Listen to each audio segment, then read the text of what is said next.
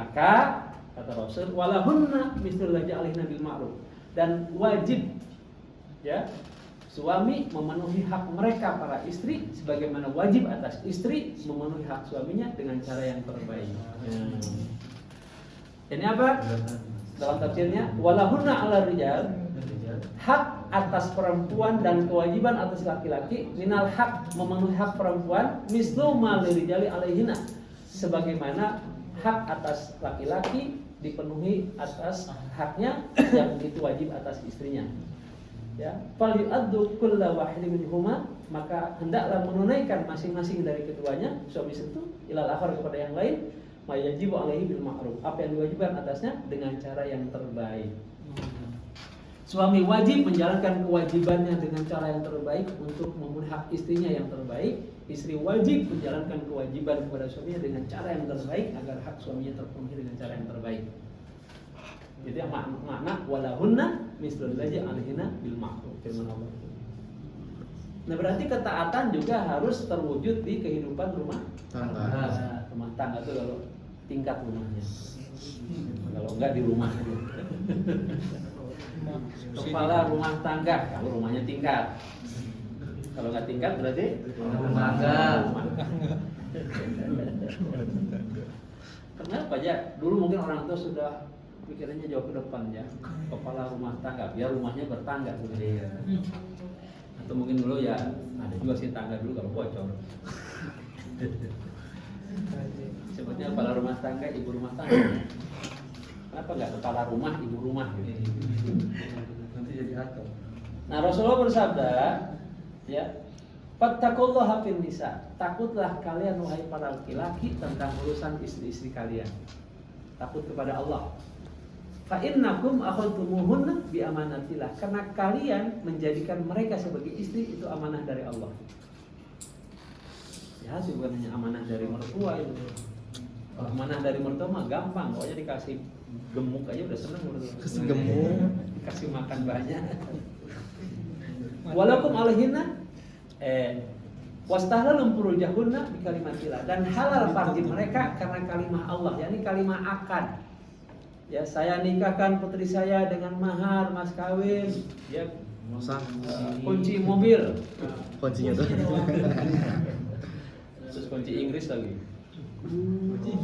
Dari mobilnya. Saya terima nikahnya putri bapak dengan mas kawin tersebut di atas. Itu kalimah Allah. Sejak itu sah jadi halal. Yang tadinya haram jadi halal. Semenit sebelum akad haram, semenit setelah akad halal. Terus ada tuh video yang lucu, saking dia tegangnya, ya begitu kata bapaknya, saya nikahkan anak saya percaya dengan anda dengan mas kawin, langsung dia bilang sah. Karena kan yang dijelaskan saksi harusnya kan.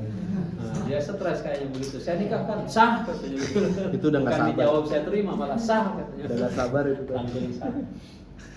Tapi apapun kondisinya, mau stres mau enggak, kalau sudah dinyatakan sah oleh saksi berarti sudah halal. Nah, sejak saat itulah kewajiban suami istri berlaku.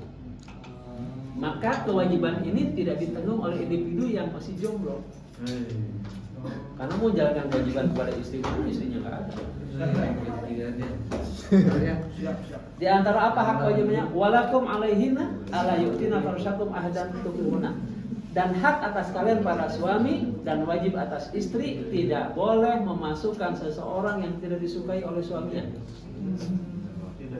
Itu tidak boleh memasukkan orang yang suami nggak suka sama orang itu. Termasuk itu dari dalam keluarga. Wa in fa'alna dzalik, kalau istrinya tetap melakukan itu, berarti nusus, nggak nurut sama suaminya, fadribuhunna darban ghairu mubarih. Boleh dipukul tapi pukulan yang tidak menyakitkan, tidak melukai. Berarti dikit kan. Itu sampai sekarang saya belum kebayang pukulan apa. Soalnya haram di wajah, nggak boleh menyakitkan, nggak boleh melukai. Cuma pukulan pendidikan aja. Mukul meja kayak gitu. Nah, dulu Nabi Ayub pernah memukul istrinya. Kan nggak disebut pakai apa, tapi itu sudah nazar. Kata Allah, ya sudah cabut rumput. Enggak, kalau kamu ini aku pukul 100 kali, kata ya, Nabi Ayub. Ternyata setelah sembuh ingat ngajar gitu, tapi kasihan juga sama istrinya kayak gitu. Kalau 100 kali pakai rotan kan kata Allah biar najarnya terlaksana, ngambil rumput 100 terus pukul sekali pakai rumput.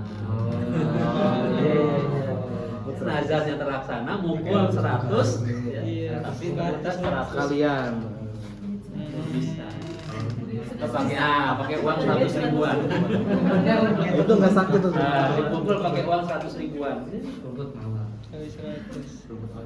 Pakai Itu ya satu contoh pukulan yang tidak menyakitkan. Ya boleh dipukul pakai uang 100 ribuan. Nah, supaya kita membuktikan ketaatan kepada Allah dalam kehidupan rumah tangga, berarti masing-masing wajib paham kewajibannya sendiri-sendiri. Ini kemarin sudah saya janjikan ditampilkan begini ya. Supaya urut, maksud saya, oke, kita coba. Kewajiban pribadi sudah terlaksana belum oleh kita? Sholat, Insyaallah. salat, puasa, apalagi zikir, doa segala macam sudah. Baca Quran, segala macam. Haji, Belum. zakat, Ya. Umroh 2 kali. oh, ini kan belum disebut haji. Beda dengan haji. Haji belum. Siapa? Zakat, apa harus dizakati? Atau menerima zakat malah. Yang wajib fardu ain adalah sholat dan puasa. Kalau haji dan zakat tergantung kemampuan. Tapi diniatkan sudah wajib. Saya niat ingin zakat, saya niat ingin haji harus sudah diniatkan. Tapi pelaksananya kalau mampu nanti tunggu. Akhlak sudah dipelajari, Insyaallah. sudah dijalankan. Pakaian sudah paham pakaian yang syar'i. Laki-laki berarti nggak boleh pakai celana pendek keluar yang di atas lutut. Karena oratnya mana laki-laki? Lutut sampai Terus atas pusat. Ya perempuan tentu gamis ya. Pahami, amalkan. Ini semua adalah bentuk ketaatan, bentuk konsekuensi kita dari la ilaha illallah nih. Jangan jadikan beban. Kalau nggak mau pakai ginian, udah nggak usah syahadat ringan. Mau dia syahadat bersaksi tapi nggak mau konsekuensinya, ya buat apa kan gitu? Makan minum yang halal toib. Insyaallah. Toibnya story. Toibnya yang masih susah. Seblak. Jangan pulang. Pulang-pulang. Jangan hati-hati loh. Ini juga dosa loh kata. Astagfirullah. Antum bukan Astagfirullah. Al-Baqarah 1 Jolim. 164. Indomie. Antum bukan Al-Baqarah 164. Itu perbuatan setan. Kenapa dosa? Karena antum merusak tubuh milik Allah. Astagfirullah. Tahu kan sekarang ada anak kecil usia 12 tahun sudah cuci darah, sudah ya kan gagal ginjal, sudah diabetes. Itu karena makanannya. Kasih. Ayat berapa sih? Pantun Satu. dulu luar. Al-Baqarah 164. Kalau tidak salah betul. Susah kali kan berarti sama juga maksiat sekali pun nggak apa-apa. Astagfirullah. Itu dosa. Cilok tuh. Bukan tempatnya sudah. Kulu mimma fil ardi halalan thayyiban. Kulu mimma fil ardi halalan thayyiban. Al-Baqarah 168. Kurang 4 ayat. Al-Baqarah 168. A'udzubillahi minasyaitonir rajim. Bismillahirrahmanirrahim. Ya ayyuhan fil ardi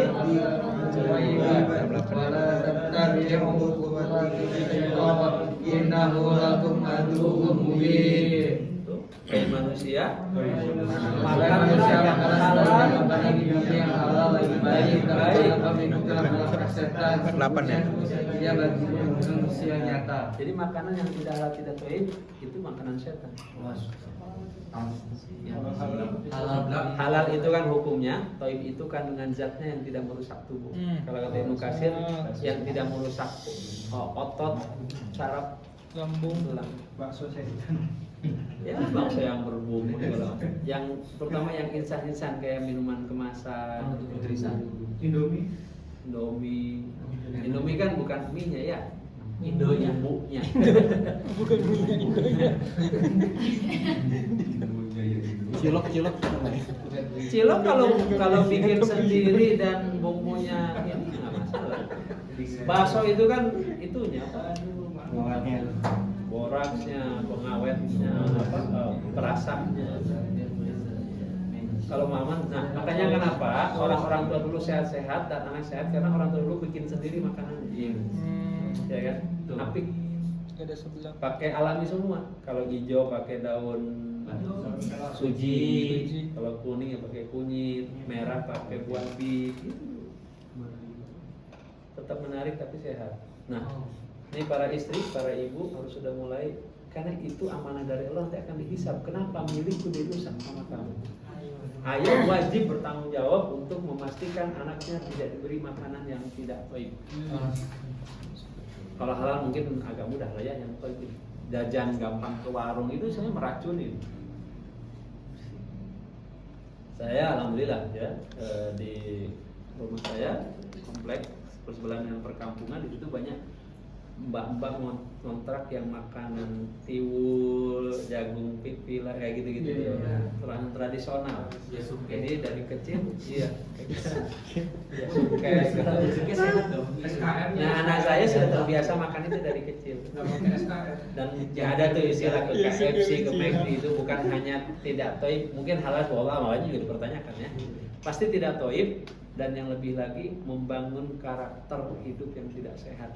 Ngerasa modern, ngerasa hebat. Ya warteg nih McD dong. Itu rusak juga tuh karakternya. Ya, Sabar. ya jadi apa kewajiban suami? Memberi nafkah, mempergauli istri dengan baik, lemah lembut, memanage mendidik marahnya istri, berlaku adil, tidak mengukur, secara syar'i, menjadikan istri sebagai kehormatan, sebagai qawam. Apa qawam? Wah.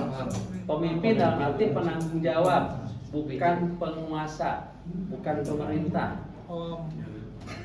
Kiam. Sementara kewajiban istri taat pada Allah dan suami, berhias suami, mempergauli suami dengan baik, sesuai dengan santun, dengan adab dan silaturahmi. Nah, umun marabatul bait itu tugas utamanya. Umun itu ibu yang mengandung, melahirkan, menyusui, mengasuh, Mengandung lagi. mendidik, dan rabatul bait yang mengatur urusan rumah. Terserah ibu. Mengatur urusan rumah, maka secara hukum semua pekerjaan rumah itu kewajiban istri, tapi suami wajib meringankan.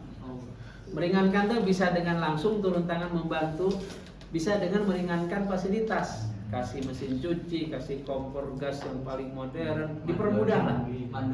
Nah, minimal bantu doa. Loh iya kan boleh minimal. Atau misalnya masih punya anak kecil, ya suami yang ngasih anak, istri yang nyuci kan gitu. Jangan sambil gendong anak sambil nyuci, suaminya ongkang-ongkang main HP. Ya kalian gitu mau lempar pakai sabun cuci.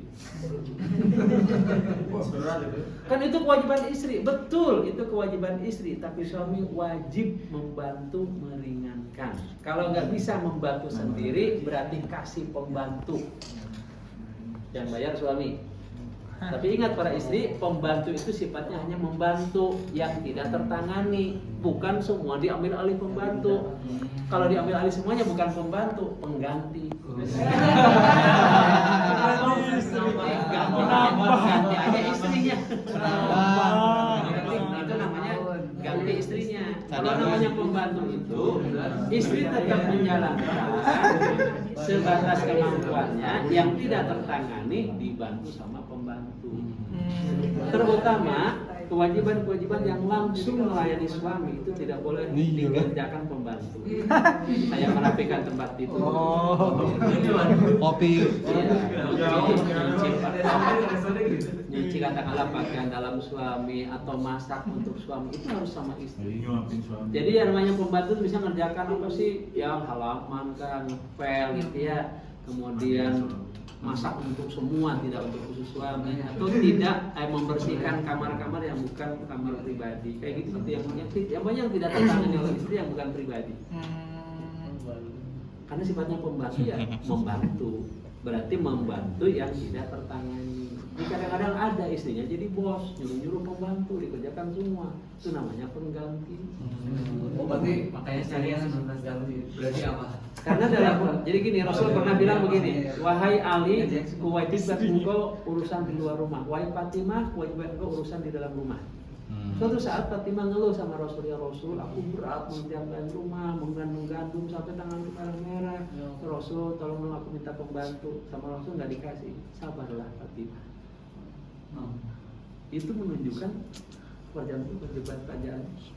Nah, tapi Ali yang meringankan apa? Misalnya nimbain airnya. Kerjasama. Iya.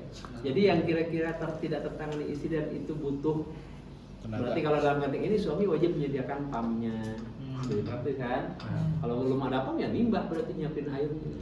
Wajib nyiapin kompornya, wajib nyiapin mesin cucinya, wajib nyiapin sabunnya gitu. Sabunnya maksudnya tidak harus sabun berarti biayanya. Jadi istri itu ringan, tapi itu kewajiban. Itu disebut dengan robatul bait, termasuk menata rumah segala macam itu kerapian itu kewajiban istri. Nah suami biayanya lah, langsung ngebantu.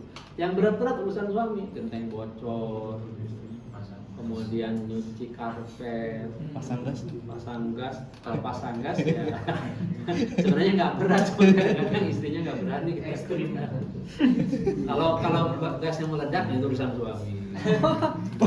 Ya maksudnya harus segera ditangani.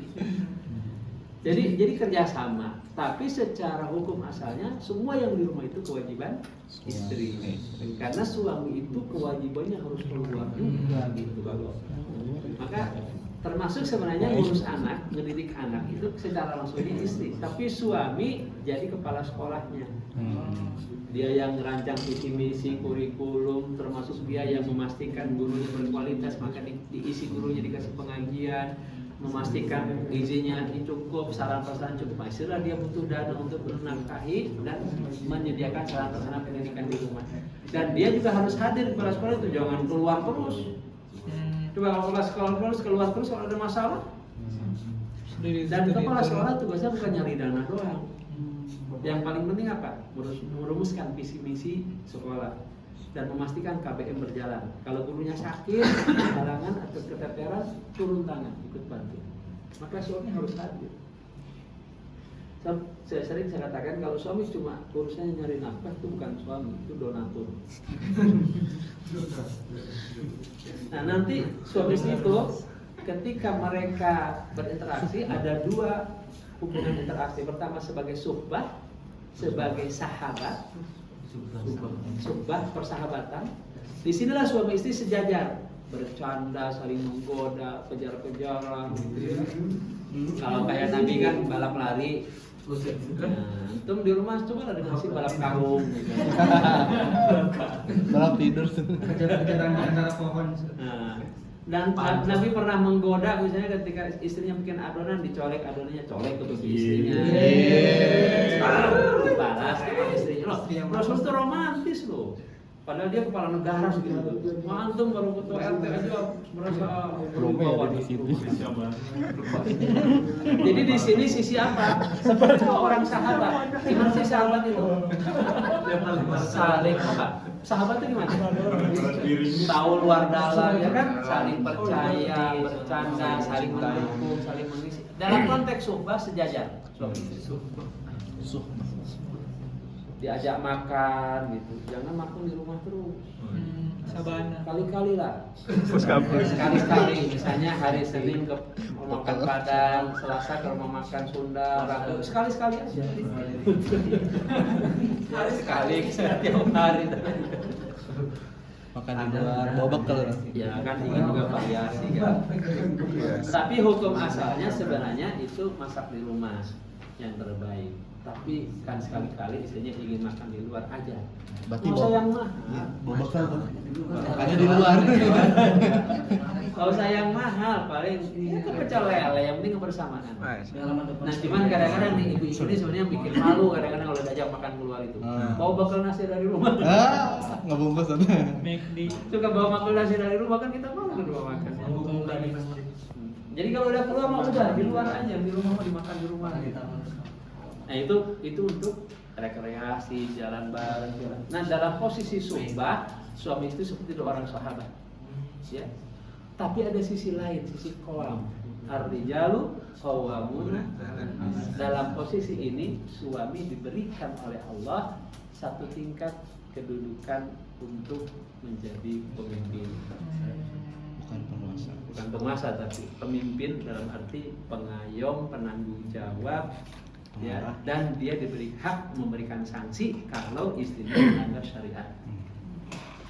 Tadi, tapi sanksinya kan pertama syar'i, ini urutan, nasihat dulu. Kalau nggak taat, bisa tempat tidur. Nggak taat juga pukul dengan pukulan yang tidak melukai. Nggak dikasih kuota. Pokoknya hukuman yang membuat sadar. Nah, kalau suami istri suhbah dijalankan, artinya dalam posisi ini berarti istri wajib menghormati kedudukan suami dalam posisi qawam. Nah, disitulah pentingnya menghargai suami, ya, santun kepada suami, karena dia juga punya ego yang tinggi suami itu. Kedudukannya sebagai qawam harus dihargai. Pemimpin lah ya, walaupun bukan pemimpin dalam arti penguasa. Jadi jangan semua urusan dibikin persahabatan. Ada sisi persahabatannya, tapi ada sisi kepemimpinan. Terus kenapa suami yang jadi pemimpin? Ya karena Allah sendiri yang menentukan. Ini bukan masalahnya keinginan kita.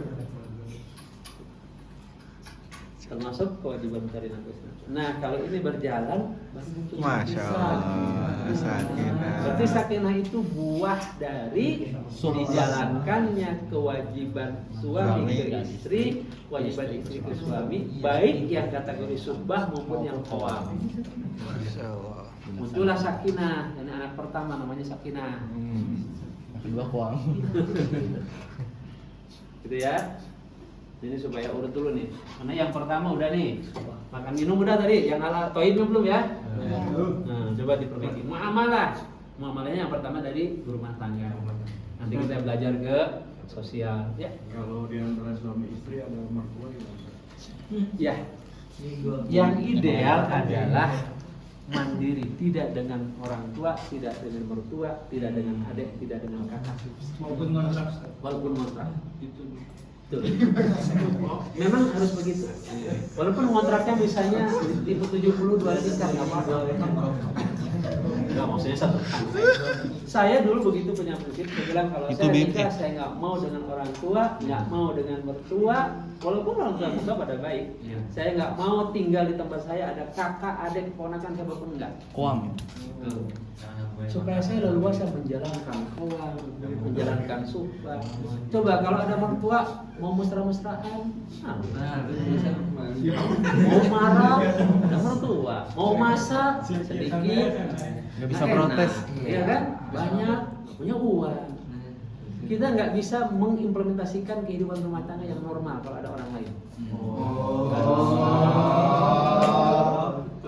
Kan di antara suhbah itu harus bermesra-mesraan, berromantis-romantisan.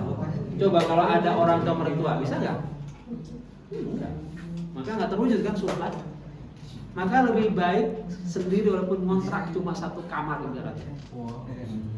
Jadi yang rumah 4L itu. 4L. Dulu lagi. Situ ketemunya dia lagi. Karena cuma segitu-gitunya. Itu lebih baik. Supaya kita ada kerinduan ingin silaturahim ke orang tua. Nah, itu jangan lupa juga, jangan keasikan sendiri terus nggak silaturahim. Maksudnya biar ada kewajiban silaturahim. Kalau orang tuanya di situ kan jadi susah. Ya. Mertuanya kaya gimana? Gimana orang tuanya banyak? Arisannya banyak, Pak. Ya nggak ada urusan. Ada kontrakan, Nggak kesulitan keuangan. ada material. Tapi ngejagain warisan. Tetap wajib, bukan ya, tetap harus misah. Orang tuanya kaya, misalnya teman tuanya kaya, kan itu bukan punya kita. Tapi anaknya satu, Ustaz. Susah ngelepasnya. Itu juga bukan punya anaknya. Kecuali kalau sudah meninggal jadi warisan. Itu kan juga warisan istri kita, bukan warisan kita. Karena yang mengajarkan kan nafkah itu yang pertama kan nafkah primer ya, sandang, pangan, papan. Itu kewajiban. Wah. Tapi nanti akan terasa lah ya. bahwa ketika kita tidak mandiri itu banyak hukum-hukum yang tidak bisa dilaksanakan. Astagfirullah. Coba kalau ada orang tua kita di rumah, kita mau jadi kawam, ada kawam yang lain. Iya. Lebih tinggi. Iya kan, lebih tinggi. Keuangannya. Mau suhbah, mau. Akhirnya diam-diam mau. Dan seterusnya lah ya. Nah, pergaulan suami istri, bagus ucapan, perbuatan, dan sikapnya. Nih, suami terhadap istri juga harus ucapannya baik, gitu ya. Panggilan sayang, ini dalilnya adalah, ya, dengan panggilan yang baik juga.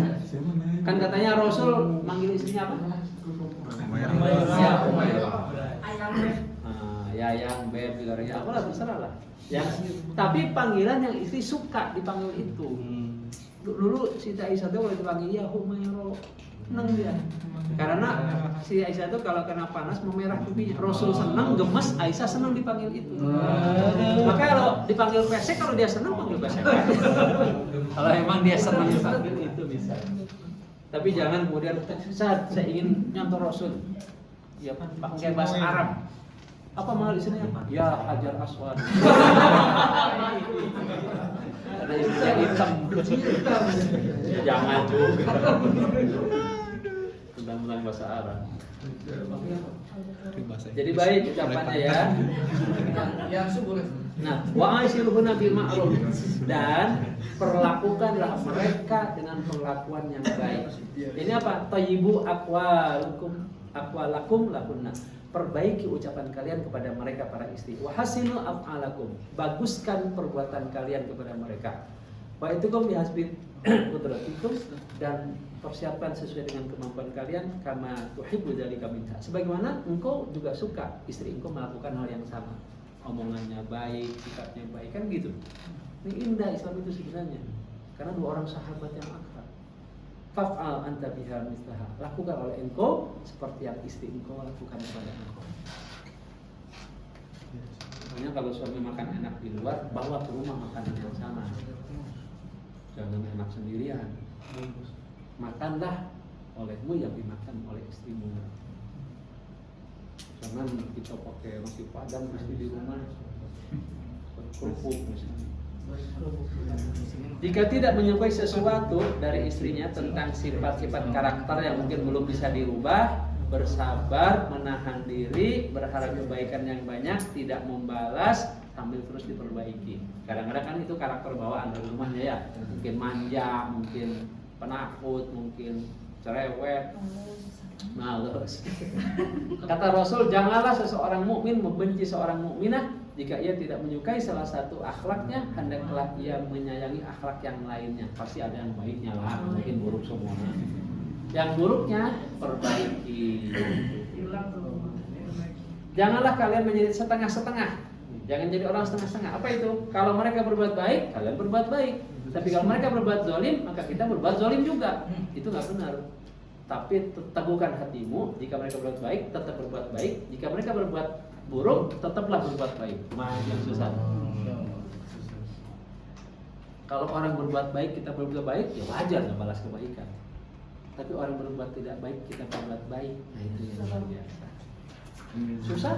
Susah. Ya, pokoknya surganya mahal. Surga itu Nih Rasul lihat, berinteraksi secara intens. Rasul itu senantiasa ngobrol dengan istrinya. Penuh canda. Rasul bercanda dengan istrinya. Seperti kasus tepung Aisyah dan Saudah tadi itu, yang bikin adonan colekan. Colek lagi sama istrinya, tawa bareng. Rasul bersahabat penuh keakraban, balap lari dengan Aisyah. Sekali Rasul kalah, sekali Rasul menang. Kata Aisyah, aku dulu menang karena aku dulu masih kurus. Sekarang aku kalah karena aku sudah berdaging. Mabar kalau seperti Tidak menjadikan istri cemberut.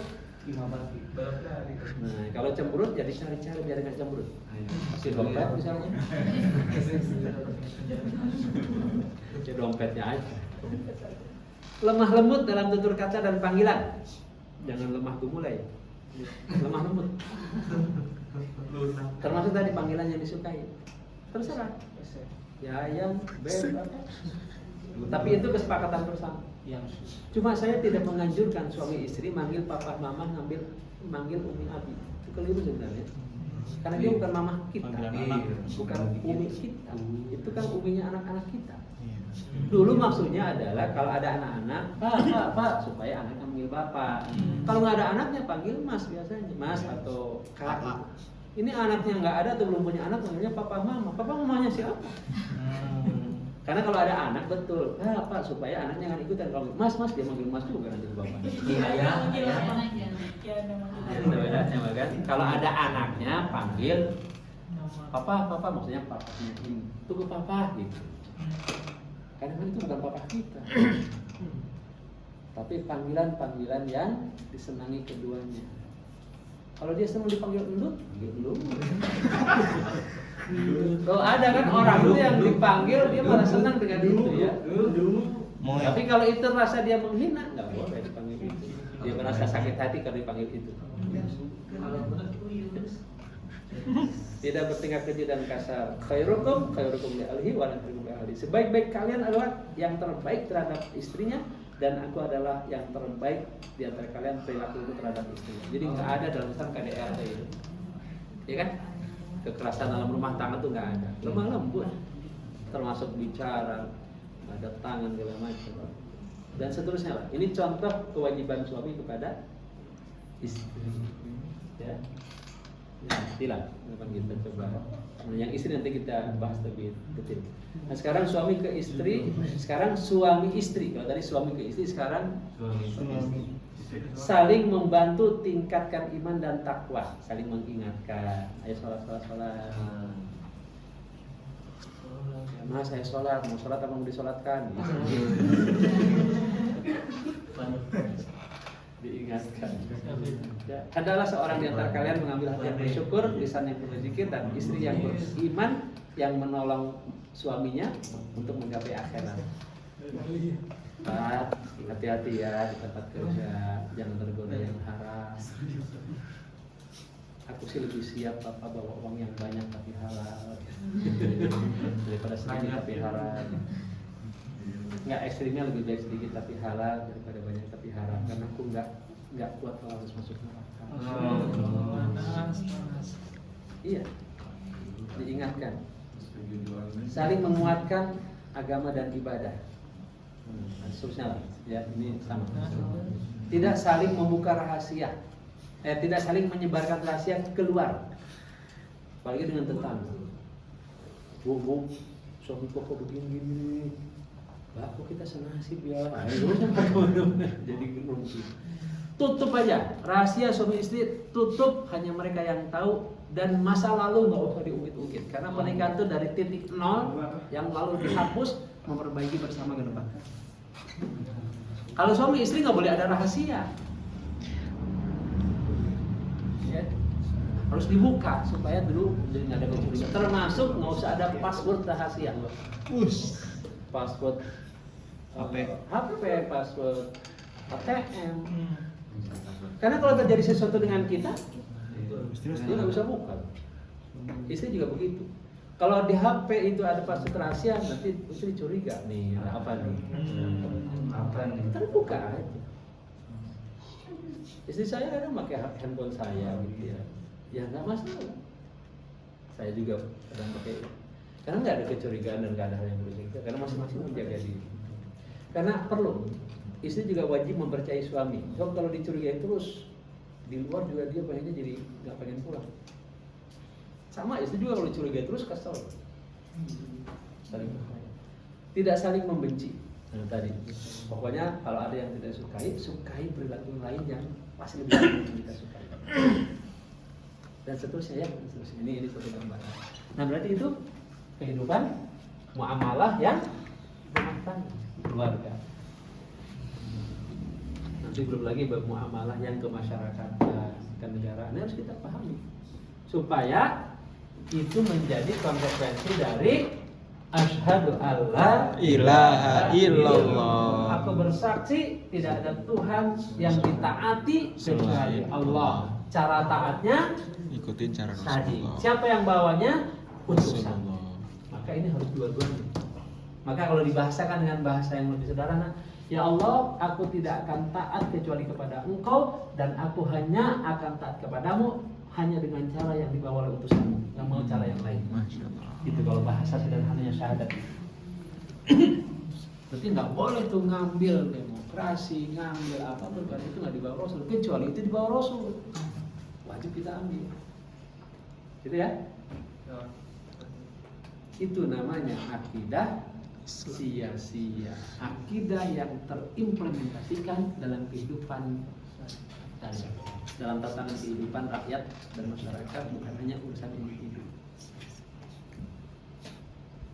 Baik, yang para laki-laki sudah paham tadi?